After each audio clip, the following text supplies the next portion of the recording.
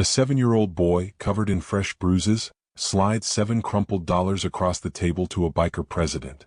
Will you kill my stepdad for me? The entire bar freezes. But it's what they find on the boy's body next that ignites a war. Welcome to our channel. We're so glad you're here. Before we dive in, let us know where you're watching from and what time it is in the comments below. And if you're ready for this story, don't forget to like and subscribe so you never miss a video. The Iron Horse Bar wasn't a place for civilians. It was a den, a fortress, a place where the world's rules were checked at the door. On a damp, forgettable Tuesday, the air was thicker than usual, a toxic fog of cigarette smoke, stale beer, and the low, rumbling baritone of hardened men. At the center table, his back to the wall, sat Mace. As chapter president, he was part king, part judge. He held up a hand, silencing the 2 prospects in front of him. "I don't care who started it," he growled, his voice like gravel in a blender. "I'm finishing it. You're both on cleanup for a month. Now get out of my face." He was about to turn back to his beer when the sound came. It wasn't a bang. It was a high, thin creak. The sound of the heavy front door opening slowly, reluctantly. In an instant, the bar fell silent. Not just quiet, dead. The rumble of conversation vanished. The clink of glasses stopped. Every man from the prospects to the old-timers froze. Strangers didn't come to the Iron Horse. Not ever. Framed in the doorway, silhouetted against the dying light of the street, was a figure so small it didn't make sense. It was a boy. A child.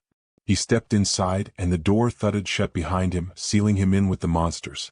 He was trembling, but not from the cold. His face was a grotesque map of fresh bruises. Dark, angry purple swelled his left eye shut. A trickle of dried blood was caked from his nose to his lip. He was 7, maybe 8, and he looked like he'd just gone 10 rounds with a heavyweight. For a long, agonizing moment, nobody moved. The boy, Leo, scanned the room, his one good eye wide with a terror so profound it eclipsed all other thought. His gaze landed on Mace. Then he walked. His small sneakers, one lace untied, made no sound on the filthy floor. He walked past the pool table, past men with skulls tattooed on their knuckles, past the wall of patches that listed the club's fallen brothers. He walked directly to Mace's table, the president's table, and stopped. Mace didn't speak. He'd seen horrors in his life, but this was a different kind of evil. Leo used both hands to grip the edge of the empty stool beside Mace and, with a pained grunt, hauled himself up. He was so small, his feet dangled a foot from the floor. He reached deep into the pocket of his torn jeans and pulled out a small, crumpled wad of bills. He flattened them on the table with a shaking hand. $7.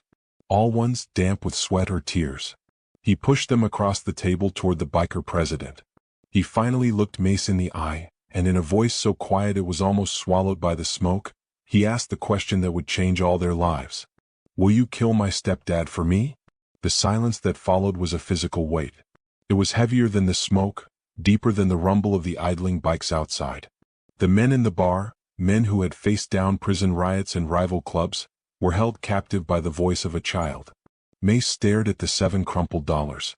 A down payment on a man's life, offered by a boy who hadn't even lost his first tooth. Slowly Mace slid off his own stool. The scrape of the wood was an explosion in the quiet. He knelt, putting his scarred face level with the boy's.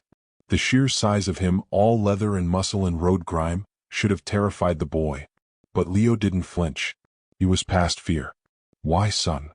Mace's voice was dangerously quiet, a rumble that vibrated in the floor. Leo's story came out in a torrent, a broken whisper of words. "It's the drinking.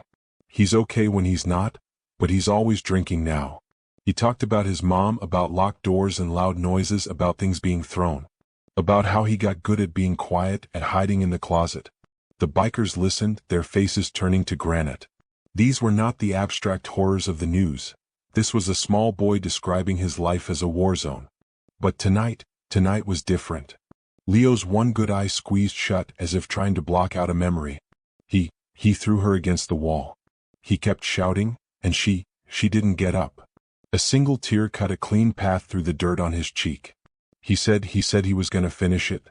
He said he was gonna kill her tonight. And then he'd come find me. He had waited. He'd waited until he heard the snoring, then crawled out a window and ran for 2 miles in the dark. He'd come here because he'd heard whispers. He'd heard that this was where the bad men lived, and he needed someone badder than the man in his house. Mace's jaw was a knot of steel. He looked over his shoulder, his gaze finding one man at the bar. Stitch. Stitch nodded, setting his glass down. He wasn't a doctor, not anymore. He'd been a paramedic, one of the best, until he got caught stealing opiates to save his dying wife.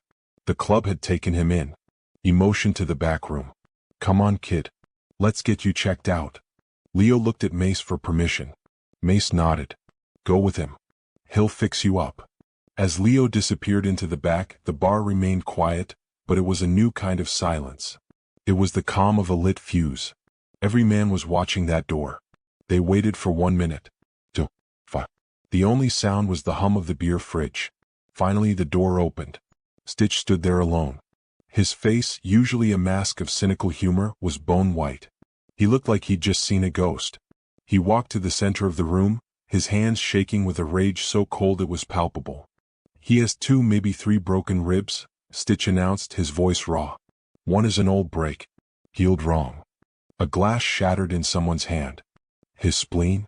I think it's bleeding." Internally, Stitch had to stop to compose himself. He looked at Mace, his eyes burning. "Mace, his back, it's covered in, they're old. Round. Like cigarette burns." He took a ragged breath. "The worst part? He's been living with this for months.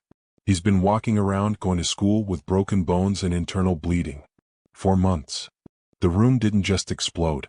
It detonated. It was a single unified sound of pure, primal rage. Men were on their feet, chairs were kicked over. The club's enforcer, Rhino, simply punched the wall, burying his fist in the drywall. This wasn't a choice anymore. It was a duty. Mace stood up. He looked at the $7 still sitting on the table. He looked at the faces of his men he knew were killers, thieves, and brutes. And he saw in their eyes the one line that had just been crossed. "A man who does this to a child," Mace's voice cut through the chaos like a razor, "he isn't a man. He's a monster."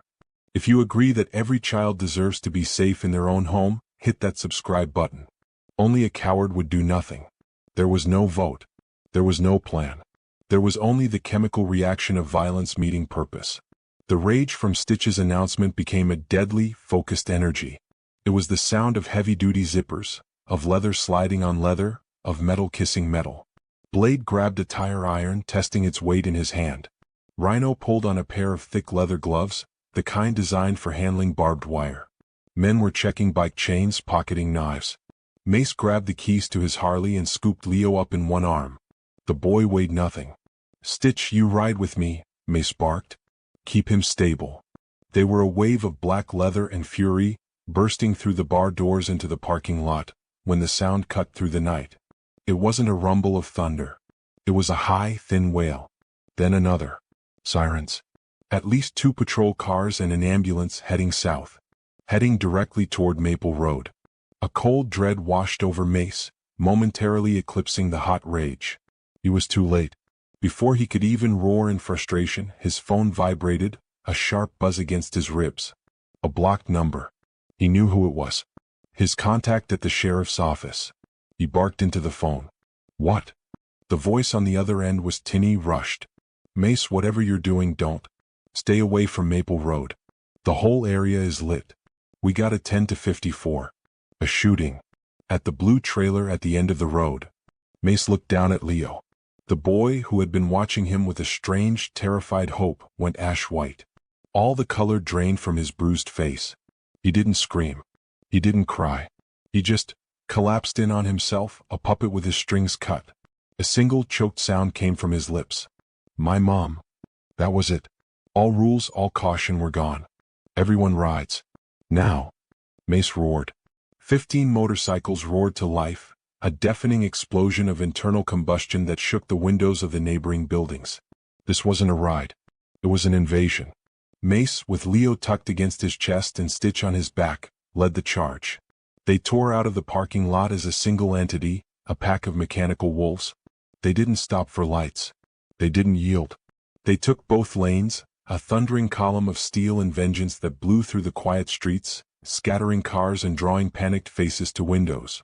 2 miles felt like 20. As they got closer, the night sky was no longer dark. It was a pulsing, strobing nightmare of red and blue. The trailer park was lit up like a war zone. Mace skidded his bike to a halt, the 14 others fanning out behind him in a perfect, threatening formation. The scene was pure chaos. Cops were everywhere, their hands instinctively moving to their holsters as 15 outlaw bikers descended on their crime scene. Mace's eyes scanned the scene, trying to make sense of the nightmare. He saw the stepdad first. He was on a gurney being loaded into the ambulance. But he was alive. His shoulder was a mess of blood, but he was conscious. He was complaining, cursing at the paramedics. Mace felt a strange, cold disappointment. The man wasn't dead. Then he saw the shooter. An old man in a faded Vietnam vet cap, sitting on the bumper of a squad car, his hands cuffed in front of him. He was shaking, staring into the distance, his face a mask of shock. This was the man who had pulled the trigger. The man who had done what Leo had asked them to do. But none of it mattered, because that's when Mace saw her. He was scanning the faces, the trailers, the crowd, looking for Leo's mom. And he found her. She was in the back of a different squad car. Her face was bloody, her shirt was torn. Her hands were cuffed behind her back. They were putting her in the system. Mace's world tilted. He had failed. They were all too late. Not to save her life, but to save her. Leo saw her at the same time and let out a sound of pure, animal grief, a sound that cut through the sirens. "Mommy." He tried to squirm out of Mace's arms, but Mace held him tight. The boy's scream drew the attention of everyone. And that's when the final piece of the nightmare slotted into place. A woman in a cheap blazer, holding a clipboard, detached herself from a police officer and began walking toward them. Her face was a mask of cold, bureaucratic certainty. She pointed at the crying boy in Mace's arms. "That's the child," she said to the officer beside her. Then she looked at Mace, her eyes as dead as a fish. "I'm with Child Protective Services. He'll have to come with me." The words hung in the air, a new kind of violence. Leo, who had gone limp with despair, suddenly became hysterical. He wasn't just crying. He was fighting, kicking his small feet against Mace's leather-clad torso, screaming that one word over and over. "Mommy? No. Mommy." From the back of the squad car, his mother heard him. She thrashed, her face pressing against the glass. "Leo, baby, it's okay. Mommy's here." A deputy roughly pushed her back into the seat and slammed the car door, cutting off her voice. That was the spark. The social worker, oblivious to the emotional bomb she was standing on, took a step forward and reached out a hand for Leo. "Give me the child, sir. He's a ward of the state now." Mace didn't move a muscle, but the entire atmosphere of the trailer park dropped 20 degrees. He shifted his body, placing himself squarely between the woman and the boy. His voice was a low growl. "Back off." The woman bristled, her bureaucratic authority insulted. She snapped her clipboard up like a shield. "Sir, I don't know who you think you are, but you are interfering with a state-appointed child services agent. If you do not hand him over this instant, I will have you arrested for interference." She pointed at the nearest cop. "Officer, do your job." The young cop looked from the social worker to the 15 stone-faced bikers, to Mace, who was still holding the child. He did not want to do his job. Mace looked at the woman. The look in his eyes was not anger. It was a cold, final emptiness. "Try it." And then the sound. It was not a roar. It was the sound of 14 pairs of heavy boots hitting gravel in perfect, terrifying unison. It was the creak of leather, the jingle of chains as the other 14 bikers slid off their bikes and fanned out. In less than 3 seconds, they had formed a silent, solid semicircle behind their president. A human wall. A fortress of scarred knuckles, grizzled beards, and dead serious eyes. The air turned to gasoline, waiting for a spark. The cops' hands went to their holsters. The bikers' hands stayed at their sides, but their posture was a promise of absolute violence. It was 15 outlaws versus 6 county cops. Everyone knew who would win. And everyone knew it would be a bloodbath. "Everyone stand down," the sheriff yelled, his voice cracking with tension. "Then tell your woman to stand down." Rhino's voice boomed from the back. The social worker's face was white with rage. "This is kidnapping. You are all." A car door slammed. It was a new sound, a civilian sound. A nondescript sedan had pulled up behind the wall of motorcycles, unnoticed in the standoff. A woman got out. She wasn't wearing a uniform or a patch. She was wearing scrubs and a look of pure, cold fury. It was Sarah, Mace's wife. She didn't run. She walked with a purpose that parted the sea of bikers, who stepped aside for her without a word. She was a nurse at the local hospital, and she had more authority in her little finger than the social worker had in her entire clipboard. She walked right past Mace and stood toe-to-toe with the CPS agent. "What do you think you're doing to this child?" Sarah's voice was quiet, but it cut through the sirens. "Ma'am, this is an official CPS matter," the social worker said, trying to regain control. "This child's mother is incarcerated, and he has no guardian. He must be processed." "He has a guardian," Sarah interrupted. She held up a single folded piece of paper. "Me." The social worker scoffed. "That's not how this works. You can't just—" "I can," Sarah said, her voice like ice. "I am a state-certified emergency foster parent. As you know, that gives me pre-approved clearance. While all of you were standing here threatening each other, I was on the phone with Judge Miller. He signed the emergency placement order. This boy," she tapped the paper, "is now in my legal, temporary custody." She unfolded the paper and handed it not to the social worker, but to the sheriff. The sheriff read it. He read it twice. A wave of profound relief washed over his face. This was his out. This was the piece of paper that stopped a war from breaking out in his county. He nodded, handing it back to Sarah. "It's legal. The boy goes with her." Mace finally moved. He turned and gently, so gently, handed the sobbing, exhausted Leo to his wife. Leo clung to her instantly, burying his bruised face in her shoulder. The social worker was sputtering, her face a mask of disbelief. "This is highly irregular. This is not procedure. You're obstructing the system. This boy belongs to the state." Comment: "We stand with Elio below if you believe that protecting a terrified child is more important than any bureaucratic red tape." The next morning, the county family courtroom smelled like stale coffee and cheap floor wax.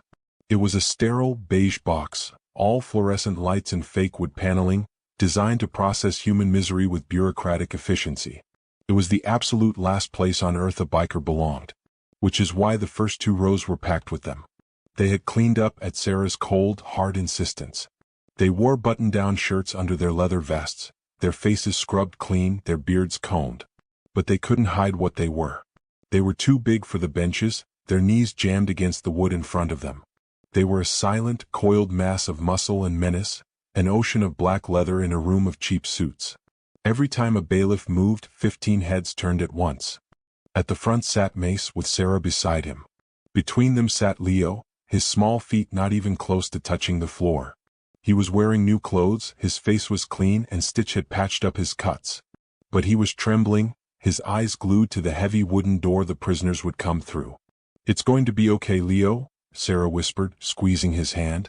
"It's more than okay," said a gravelly voice beside them. It was Silver, the club's lawyer. Silver was a 60-year-old shark in a rumpled suit, a man who had gotten bikers off on more charges than he could count.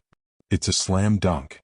The night before, after Leo had finally eaten and fallen into an exhausted sleep in their spare room, he had woken up screaming from a nightmare.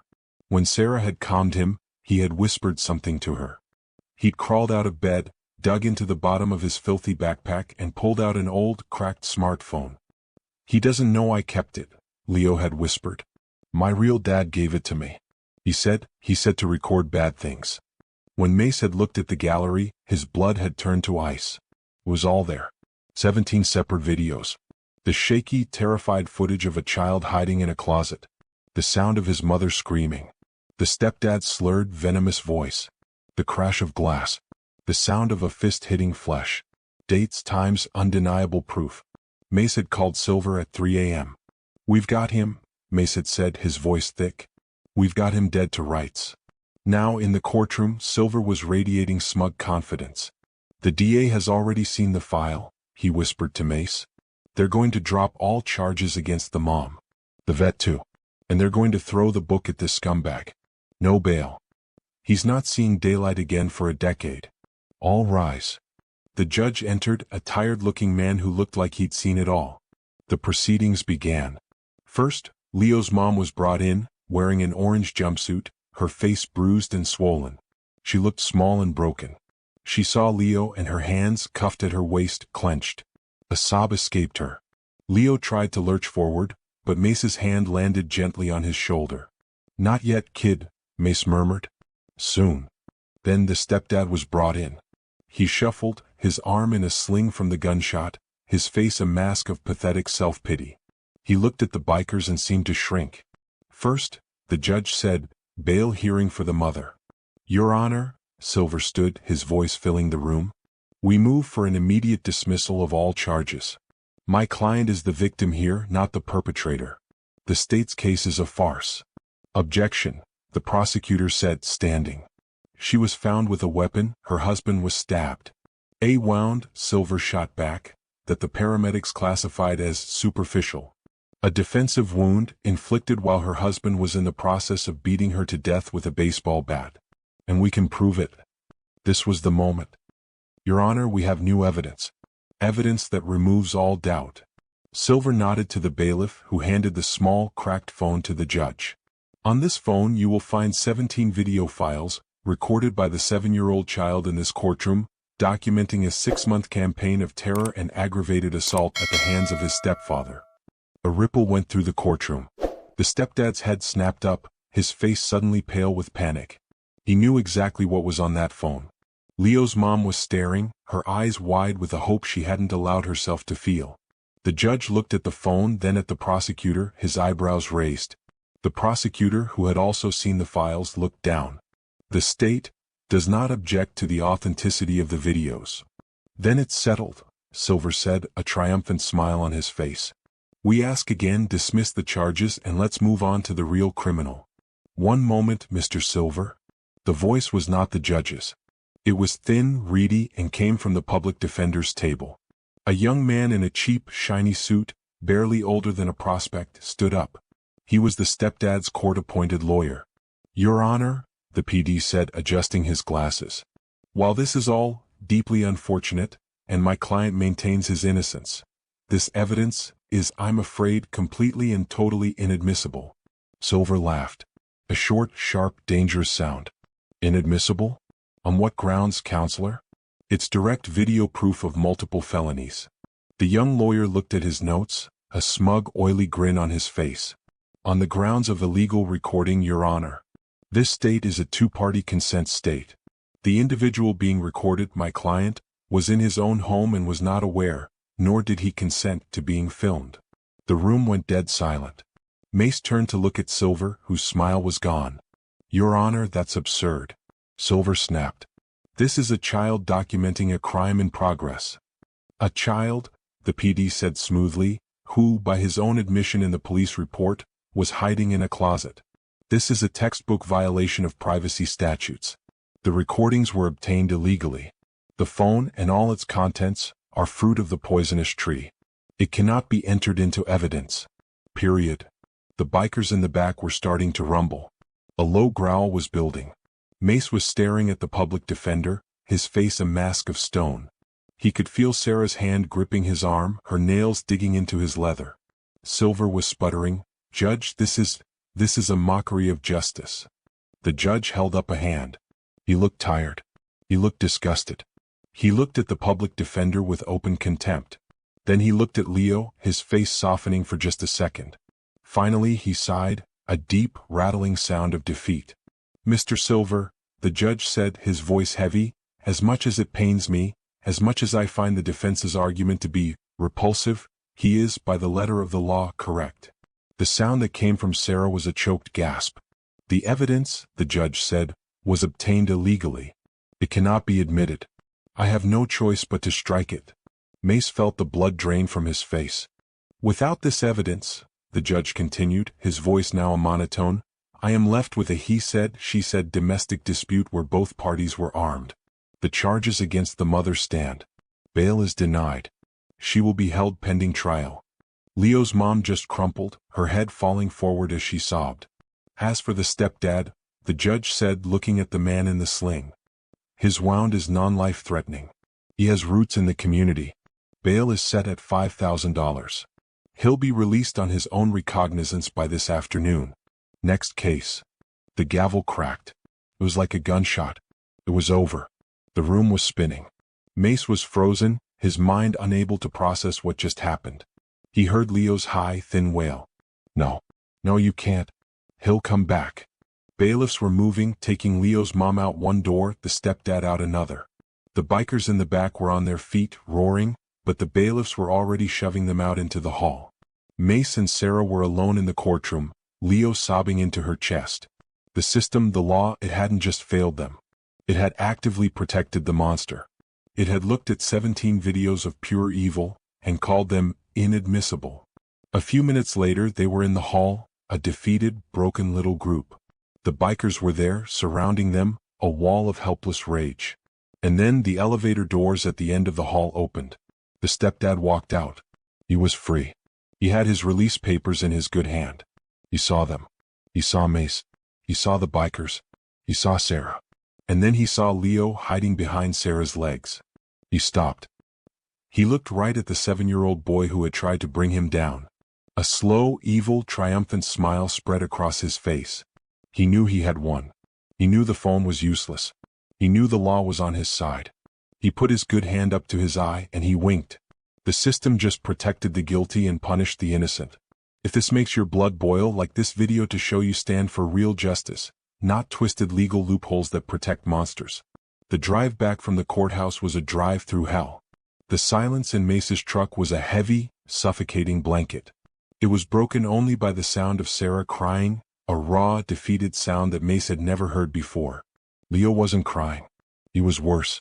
He was a hollow shell, strapped into the booster seat in the back, his small, bruised face turned to the window, watching the world go by as if he wasn't part of it anymore. He just stared, his one good eye vacant. He had done everything right. He had been brave. He had run for help. He had kept the evidence. And for nothing. The monsters had won. Mace's hands were white on the steering wheel, his knuckles threatening to punch through the skin.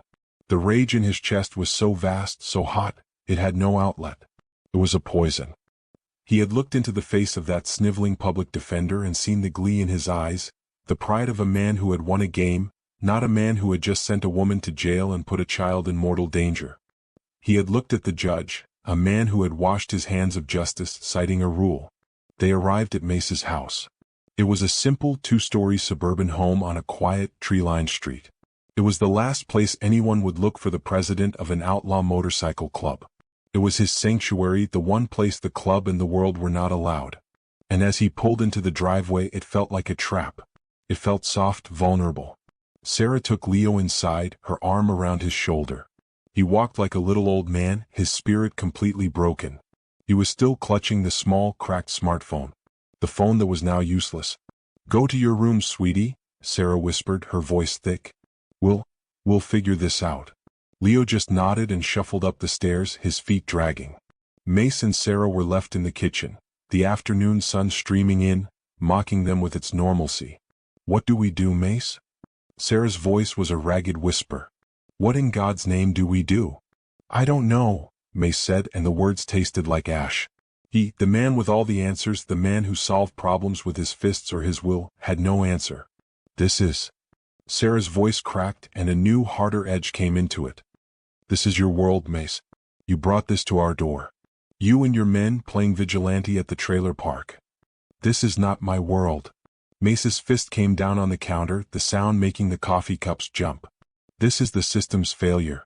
This is the law protecting the guilty. We did everything right. We got the kid. We got the lawyer. We had the proof. And what good did it do?" She shot back, tears streaming down her face.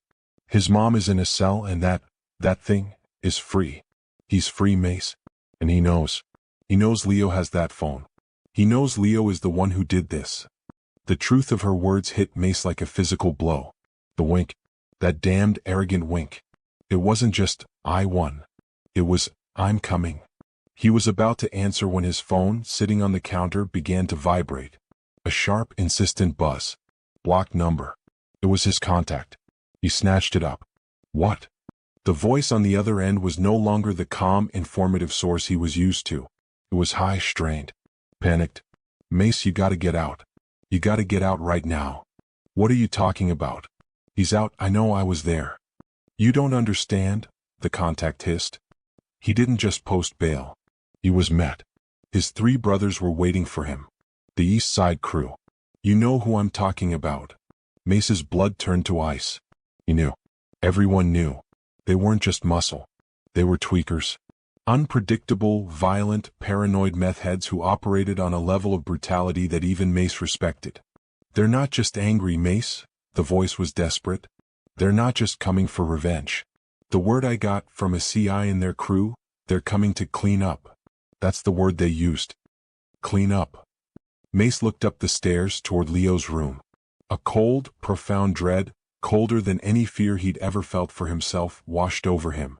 They know the kid is with you, the contact said, reading his mind. They know he's the only one who can testify in person. They know he's the one with the phone. They're not just coming to scare you, Mace. They're coming to erase the evidence. A long pause. Mace? Did you hear me? They're coming to erase the evidence. That means the phone. And that means the boy. The line clicked dead. The transition was instantaneous. The despair, the rage, the helplessness, all of it vanished, burned away by a clean white-hot shot of pure protective adrenaline. Sarah, he roared. She was in the living room staring out the window. She jumped, her hand to her chest. What? Go back. No. We're leaving. We've got 2 minutes. She didn't ask why. She saw his face. She ran to the hall closet, pulling out a heavy-duty black duffel bag that was always packed. Mace was already halfway up the stairs, taking them 2 at a time. He burst into Leo's room. The boy was on the bed, curled in a ball, asleep, the exhaustion finally having claimed him. Mace scooped him up in one arm. The boy was so light he barely registered. He mumbled, still half asleep. It's okay, son, Mace said, his voice a low rumble. We're going for a ride. He ran back down the stairs. Sarah was at the back door, the one that led to the garage. She had the bag on her shoulder and was fumbling with the deadbolt. It's stuck. It's not. Click was a sound. A small, dry, final sound from the hallway. And then every light in the house went out. The hum of the refrigerator died. The digital clock on the oven vanished. The entire house was plunged into total, absolute darkness. Mace froze. He could hear Sarah's sharp intake of breath. Then he heard the other sound. A low, heavy rumble outside. A truck. A heavy-duty diesel pulling up to the curb. The engine idled for a second, then cut out. Silence. A thick, suffocating, terrifying silence. Mace. Sarah's voice was a knife edge of pure panic. Not the garage. Mace's voice was a new kind of quiet. A deadly quiet. The room. Now. He didn't run. He moved, pulling her away from the door into the center of the living room. He gently put the sleepy, confused Leo on his feet. He kicked the heavy bearskin rug aside, revealing a small steel ring set flush with the hardwood floor. He yanked it. A 3x3 section of the floorboards lifted up. It was a panic room. A small, dark, concrete-lined hole he built years ago. Get in, he commanded. Mace, no. Sarah grabbed his arm. You come with us. Get in with us. They'll find the door, he hissed. They'll know. I have to be up here. They have to see me. Get in, Sarah. He shoved her harder than he meant to toward the hole. She stumbled, falling to her hands and knees inside it. He picked up Leo. The boy was awake now, his one good eye wide with a familiar terror. Leo, you listen to me. Mace's voice was low, desperate, his face inches from the boy's. You do not make a sound. You hear me? You do not make a sound. No matter what you hear. You promise me. No matter what happens up here. You be quiet. Leo, born to be quiet, just nodded, his small hands gripping Mace's shirt. Mace kissed him on the forehead. I've got you. He lowered the boy down into the darkness, into his wife's arms. He saw her face, streaked with tears, looking up at him. I love you, he whispered. He swung the heavy, soundproof door shut.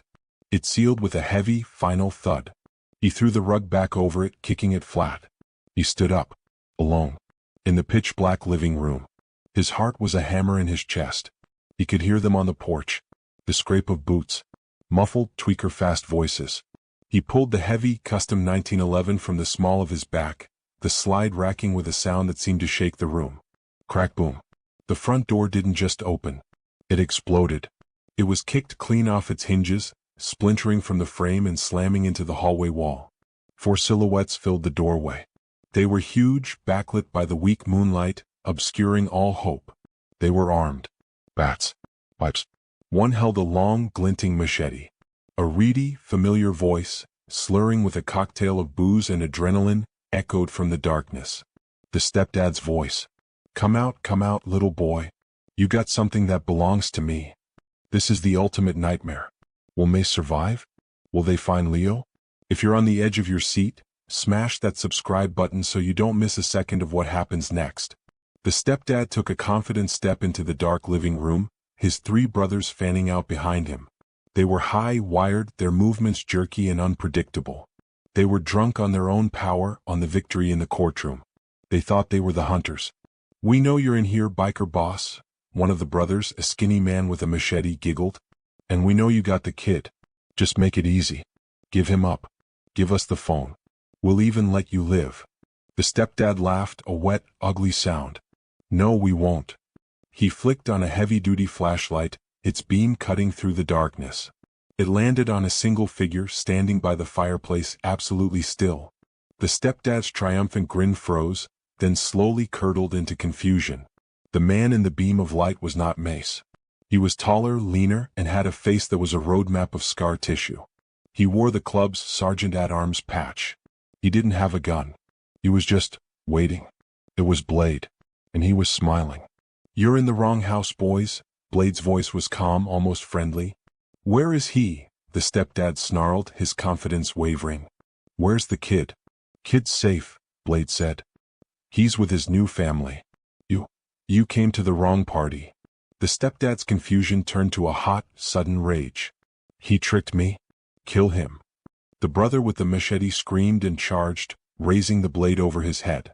10 miles away in the real fortress, the air was thick with tension. The iron horse bar had been transformed. Steel plates had been dropped over the windows. The doors were barred. It was no longer a bar. It was a bunker.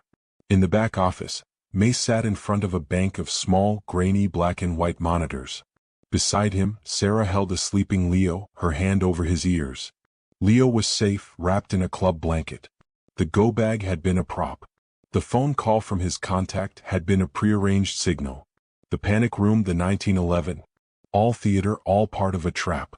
The real trap was the one he'd just sprung.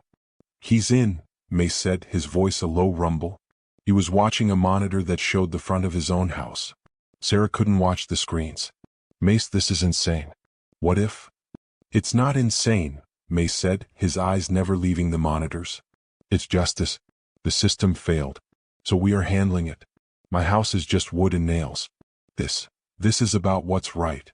On the monitors, they watched the 4 dark figures kick in the door. They watched them enter. Now, Mace said.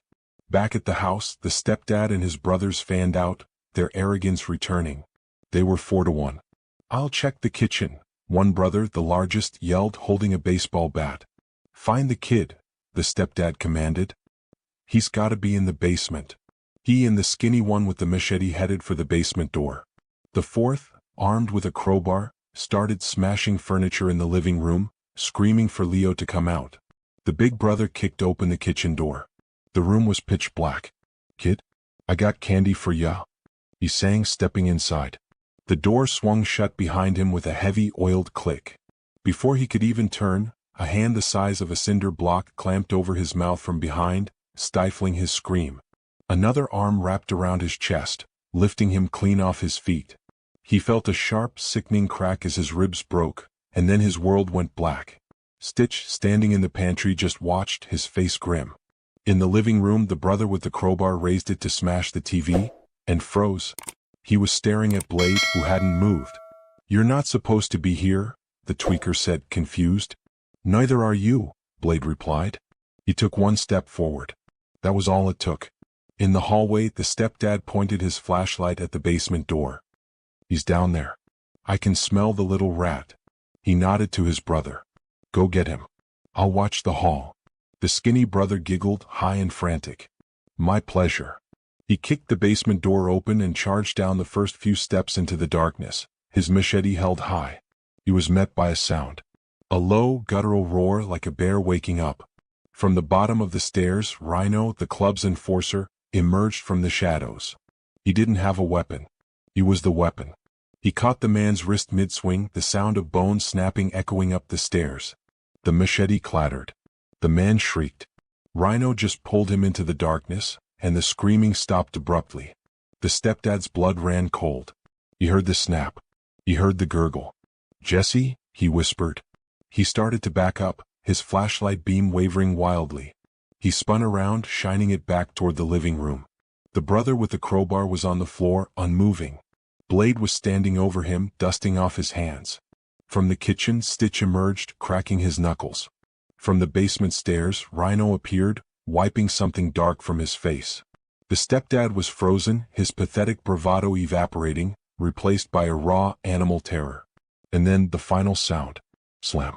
Slam.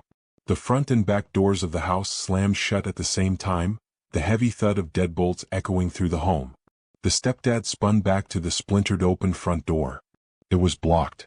Blocked by 12 more bikers, who had emerged from the landscaping, from the garage, from the shadows of the street. They filled the yard, they filled the porch, their faces lit by the stepdad's own panicked flashlight beam. The trap was sprung. The hunters were the prey. The stepdad's face, a mask of smugness just moments before, collapsed in on itself with pure, undiluted terror. The doors were blocked. The house was full. The yard was full. There was no law here. There was no system. There was no escape. Mesa's plan was brilliant, turning the predator's own evil against them.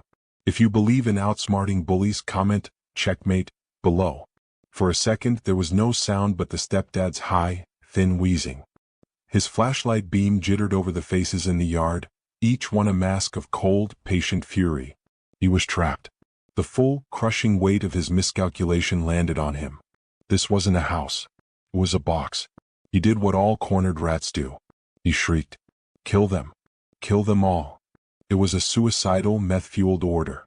The skinny brother, Jesse, the one who had gone down in the basement, suddenly reappeared.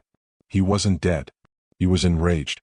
He burst up the stairs, his arm hanging at a ruined angle, but in his other hand he held a long, rusty Bowie knife.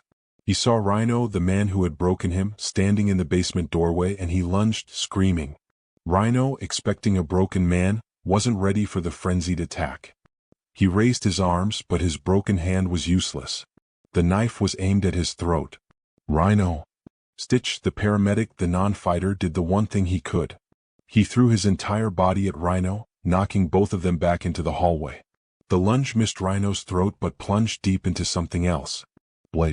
Blade had moved to intercept, a shadow flowing between his brothers. The knife, intended for Rhino, buried itself to the hilt in Blade's left shoulder. A sound of wet, tearing metal. A single sharp grunt of pain from Blade. The entire house, the entire yard, went dead silent. Every biker, from the men on the porch to the men in the kitchen, froze. They all saw it. They saw the knife. They saw Blade's face, not in pain but in a sudden, shocked annoyance. Jesse, the skinny brother, looked up, his eyes wide with a sudden, dawning horror.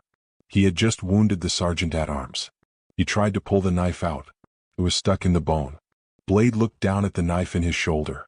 He looked at the man holding it. Then he looked up and his cold, friendly smile was gone. He used his good hand to grab Jesse by the throat. That, Blade said, his voice a low, terrifying rasp, was a mistake. What happened next was not a fight. A fight has rules, a fight has sides. This was a reckoning. The 12 bikers on the lawn didn't just walk. They poured into the house. They came through the broken front door, they came through the back, they vaulted the porch rails. The house, which had been silent, was suddenly filled with the sound of a tidal wave of righteous violence. The stepdad's brothers were not men anymore. They were obstacles. The one with the crowbar, Twitch, was still on the living room floor trying to get up. 2 bikers grabbed him, one on each arm, and simply dragged him out onto the lawn. The sound of their fists on his ribs was like a drummer beating on a wet bag of sand. The big brother in the kitchen, Chunk, who was just starting to stir from Rhino's punch, was met by 3 more. They didn't punch. They stomped. It was brutal. It was efficient. It was over in seconds. The stepdad saw this. He saw his army of 3, his meth-fueled backup, get dismantled, disassembled like broken toys by a force of nature they had mistaken for a man. He screamed, a high, terrified sound, and he ran. He scrambled past Blade, who was now leaning against the wall, trying to get his breath, the knife still jutting from his shoulder. He bolted out the shattered front door, vaulting the porch railing just as Mace had known he would. His feet hit the wet grass of the lawn.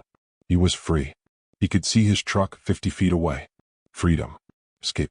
He ran, his arms pumping, his bad shoulder from the gunshot screaming, but his terror was a more powerful fuel than any drug. He ran, his lungs burning. He heard no footsteps behind him. He thought, for one glorious, insane second, that he was going to make it. He reached the truck. He jammed his good hand into his pocket, fumbling for his keys. He pulled them out, his hands shaking so violently he couldn't find the lock. Get in the truck, get in the truck, get in the truck, he was chanting a lunatic's prayer. A hand, larger and heavier than any he had ever felt, landed on the back of his collar. It didn't grab. It didn't pull. Just held. The stepdad froze. All the air left his body. He knew before he even turned who it was. Slowly he turned around. Mace was standing there. He hadn't run.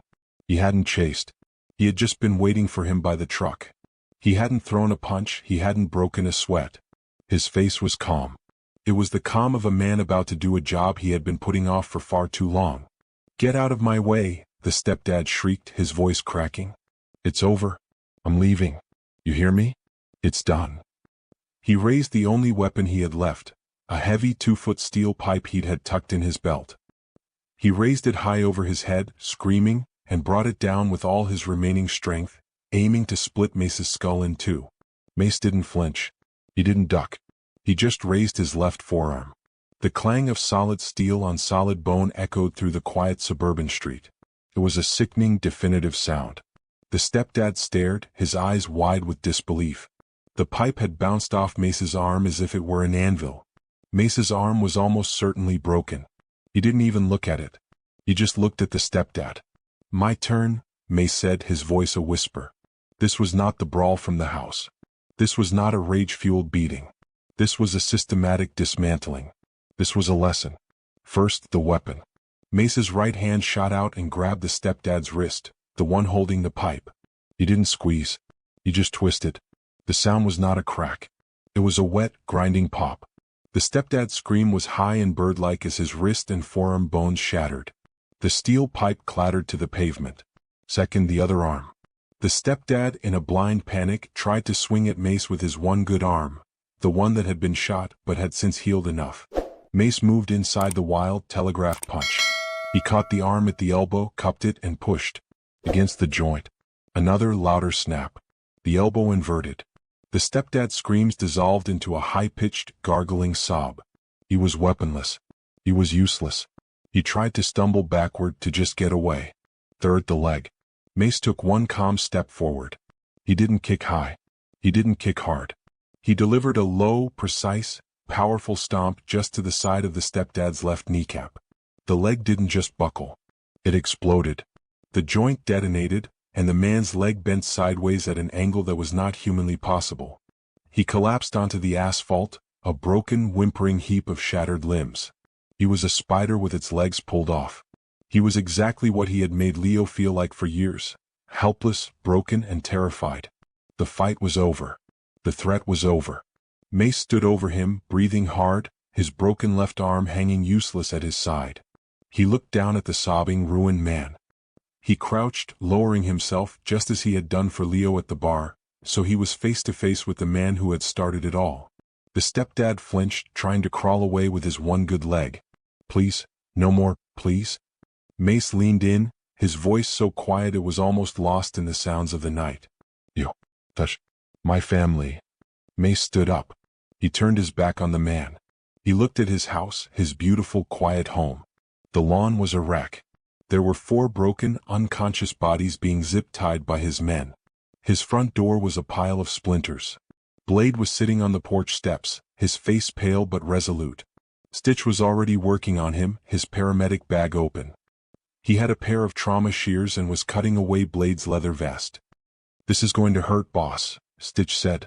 Just get it out, Blade grunted. Rhino was leaning against his bike, his right hand already the size of a grapefruit, a look of profound annoyance on his face. The other bikers were bruised, cut, breathing hard. But they were all standing. They were all alive. The parking lot legend, or in this case the suburban lawn legend, was complete. It wasn't a story of a glorious, clean victory. It was a story of a brutal, necessary, and costly one. They stood in the ruins of Mace's quiet life, wounded but victorious. The air was still. The only sound was the stepdad still sobbing in the street. The police precinct was a different kind of war zone. At 3 in the morning it was usually dead, smelling of disinfectant and desperation. Tonight it was a circus. The ER had called, reporting 4 men with catastrophic, non-accidental injuries. And then the bikers had arrived. Not just Mace. All of them. They had driven their evidence to the station. The stepdad and his 3 brothers, securely zip-tied and loaded into the back of Rhino's pickup truck like sacks of garbage, were unceremoniously dumped on the front steps of the precinct. A rookie cop at the front desk saw it happen and nearly swallowed his tongue. Now, Mace was sitting in a hard plastic chair outside the sheriff's office. His left arm was in a sling, a hasty job by Stitch. Blade was beside him, his shoulder professionally stitched and bandaged by Sarah, who was back at the clubhouse with a sleeping Leo. Rhino was getting his hand x-rayed at the hospital.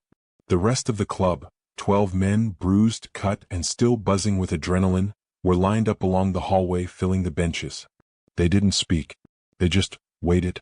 An ominous, silent wall of leather and dried blood. The door to the sheriff's office opened. Sheriff Miller, a man who looked like he'd aged 10 years in the last 2 days, stood in the doorway. He was holding a coffee mug. He looked at Mace. He looked at the line of bikers. He sighed, a sound of profound exhaustion. "In my office, Mace." Mace stood and walked inside. Silver, the club's lawyer, was already there, sitting in a chair, looking as fresh and smug as if it were noon. "Sheriff," Silver said with a bright, shark-like smile. "Glad you could join us." "Cut the crap, Silver," Miller grumbled, slumping into his chair. "You know what this is? This is a goddamn mess. I've got 4 men in the ER looking like they went through a wood chipper. I've got 15 of your boys in my hallway looking like they were the wood chipper. And I've got a DA who is screaming for my badge. So you," he pointed a thick finger at Mace, "are going to tell me exactly what happened. And it better be good." Mace leaned forward, his one good arm resting on his knee. His voice was calm, reasonable. "It's simple, Sheriff. My family was in danger. A known felon out on bail made a direct threat. He and his crew, all known drug dealers, came to my home to clean up, as they put it, to silence a child witness." "So you set a trap," Miller said, his voice flat. "We defended ourselves," Silver cut in, his voice sharp and precise. "My client, Mr. Mace here, had credible information that his life, his wife's life, and the life of his foster child, Leo, were in immediate, mortal danger. He did what any law-abiding citizen would do. He moved his family to a secure, undisclosed location." "The Iron Horse Bar," Miller deadpanned. "A secure location," Silver repeated, ignoring him. His fellow club members, these concerned citizens, were worried about their president. They volunteered to watch his house while he was gone. Lo and behold, 4 armed men, in clear and direct violation of bail conditions, committed a home invasion. They broke down the door. They were armed with a machete, a pipe, a crowbar, and a bat. They were apprehended." "Apprehended," Miller repeated, his eye twitching. "Mace, one of them has a shattered knee. The other has both arms broken." Mace met his gaze. They resisted. Vigorously. The sheriff stared at Mace for a long, hard 10 seconds. He was looking for a lie, a crack. He found nothing but cold, hard, unassailable truth. The stepdad had violated bail. He had broken in. He had been armed. "The DA is going to have a field day," Miller said, rubbing his temples. "He'll paint this as a setup. A gangland execution. And I," Silver said, leaning forward, "will paint it as a heroic defense of a child. I'll bring in Leo. I'll bring in the phone. And I will ask the DA on the record why his office allowed a known violent abuser, who had been recorded 17 times, to be released. I will ask him why the system failed so catastrophically that a child's life was put at risk. I will ask him if he is pro-child beater. How do you think that's going to look on the 5 o'clock news, Sheriff?" Miller's face went pale. He was beaten. He was trapped just as the stepdad had been. "What do you want, Mace?" Miller finally whispered. "Justice," Mace said, his voice quiet. "The real kind. The kind that sticks." The sheriff nodded slowly. He picked up his phone. "Get the stepdad. Put him in interrogation too. And get me a confession form." All 37 counts. An hour later, the stepdad was wheeled into interrogation too. He was a broken, pathetic sight. His arms were in casts. His leg was in a temporary splint, grotesquely swollen. His face was a patchwork of purple and yellow, his eyes darting around wildly, filled with a terror that had burned out the meth and the rage. He was alone. He was in pain. And he was terrified. The door was open. The sheriff walked in and sat down, placing a single stapled packet of paper on the table. He didn't say anything. He just looked at the stepdad. The stepdad looked past the sheriff into the hallway. And he saw them. They were all there. All 15 bikers. They lined the hall, a silent, unmoving gauntlet. Mace was at the front, his arm in a sling. Blade was next to him, his shoulder a white, bulky mass of bandages. Rhino was there, his hand in a massive black cast. The rest of them, cut, bruised, knuckles raw, just stood there. Their eyes, all 15 pairs, were locked on him. They didn't move. They didn't blink. They just watched. They were a promise. A promise that the system was no longer in charge. A promise that if he ever got out, they would be waiting. A promise that there was no corner of the earth he could hide. The stepdad started to tremble. A low, animal sound of pure defeat escaped his lips. His brothers were gone. His lawyer was gone. His smug confidence was a distant memory. This was his new reality. A cell. Or them. The sheriff pushed the papers across the table. This is a full confession, Miller said, his voice a monotone. All 37 counts of aggravated assault, child endangerment, and domestic abuse. You sign it and I will personally recommend the maximum sentence. I will also make sure you are transferred to a state facility, 500 miles from here. The stepdad looked at the paper. Then he looked back at the hallway. Mace. And if I don't? He whispered, his voice cracking. The sheriff shrugged. Then you go back to county lockup. And in 6 months you make bail. And these men. He gestured to the hall. Will be waiting for you. And I won't be able to do a single thing to stop them. Your call. The stepdad's hand, the one with the shattered wrist, couldn't hold the pen. The sheriff had to uncuff his other hand, the one from his good arm, the one Mace had inverted at the elbow. It was swollen and useless, but he could just barely move his fingers. He grabbed the pen. His hand trembled so violently, the pen scratched against the paper. He looked at the first page. He looked at the hallway of silent, watching guardians. He signed. His signature was a pathetic, spidery scrawl, a testament to his broken body and shattered will. The stepdad's hand trembles as he signs his life away. Justice delivered by the most unlikely of angels. The system failed, but they didn't. If you believe these men did what the law wouldn't, hit subscribe. We need more protectors in this world, no matter what patch they wear. The confession was a silver bullet. It didn't just end the case, it vaporized it. The next morning, the wheels of justice, which had been so clogged with procedure, suddenly spun with terrifying speed. All charges against Leo's mom were dropped. The charge against the Vietnam veteran, who Silver had represented pro bono at Mace's request, was dropped to a misdemeanor weapons discharge and a $50 fine, which the club paid. The stepdad, facing a mountain of his own, confessed to charges, took a plea deal for 8 years in a state penitentiary. He was gone by noon. But the final victory wasn't in the courtroom. It was outside the county jail in the harsh morning light. A heavy steel door buzzed, then opened with a pneumatic sigh. Leo's mom walked out, squinting in the sunlight. She was still in her jumpsuit, holding a small plastic bag with her belongings. She looked lost, her eyes searching. Then she saw him. Leo was standing next to Mace and Sarah. He was clean, his bruises already fading, but his eyes were locked on that door. For a second they just stared. The world stopped. Mom? Leo's voice was a whisper. Baby. She dropped the bag. He ran. He didn't just run. He flew across the pavement, his small legs pumping. She fell to her knees, her arms open, and he slammed into her with a force that almost knocked her over. His arms locked around her neck, his face buried in her hair, and he began to cry. Not the high, terrified wail of the last few days, but a deep, heaving, gut-wrenching sob of pure, absolute relief. I got you, baby, she was whispering, her own tears streaming down her face as she rocked him. I got you. You're safe. You're safe. Mace, his arm in a cast, stood with Sarah, just watching. The other bikers, All 14 of them, with Blade's bandaged shoulder and Rhino's black cast, stood in a silent semicircle behind them. They weren't a wall of intimidation this time. They were a wall of protection. They were the guardians who had made this moment possible. That night at the Iron Horse Bar, Mace took a small, cheap frame. He carefully, almost reverently, placed the 7 crumpled, sweat-stained dollar bills inside it. He hung it on the wall behind the bar, right next to the list of the club's fallen brothers. Years passed. The plaster on Mace's house was repaired. The door was replaced. Blade's shoulder healed into a long, jagged scar he wore with pride. Rhino's hand, reset by Stitch, could still break a man's jaw. One Tuesday night, the air thick with smoke and the low rumble of men, the bar door creaked open. Every head turned. But this time they smiled. A man walked in, tall and confident. He had his own son, a boy of about 5, riding on his shoulders. The man's face was clean, unbruised, and in his eyes there was no fear. It was Leo. He walked straight to the bar, lifting his son onto the stool. He put his arm around Mace, who was grayer now but just as solid. "Hey, Uncle Mace." "Leo."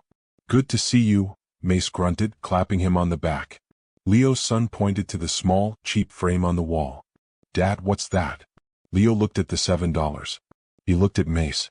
Then he looked at Blade, who was playing pool, the scar on his shoulder pulling the skin tight. "That," Leo said, his voice quiet, "was a down payment. It bought me an army of guardian angels who looked like demons." He smiled, his eyes finding Mace's. "He's learning about family. And I'm teaching him. Family isn't just blood. Sometimes family is the ones willing to bleed for you."